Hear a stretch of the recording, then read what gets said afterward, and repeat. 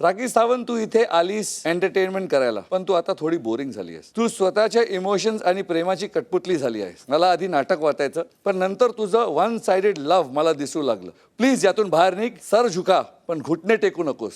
तुझ्यावर विश्वास करणे कठीण आहे, कारण तू केवळ एका ट्विस्टसाठी पलटू शकतेस. तू बिग बॉसमध्ये परत परत येशील, पण आमच्यासाठी हे एकच संधी असू शकते. गेम खेळ, एंटरटेन कर, पण धोका देऊ नको. राखी सावंत, तू इथे आलीस एंटरटेनमेंट करायला, पण तू आता थोडी बोरिंग झाली आहेस. तू स्वतःच्या इमोशन्स आणि प्रेमाची कटपुतली झाली आहेस. मला आधी नाटक वाटायचं, पण नंतर तुझं वन साइडेड लव्ह मला दिसू लागलं. प्लीज यातून बाहेर निघ. सर झुका, पण घुटणे टेकू नकोस.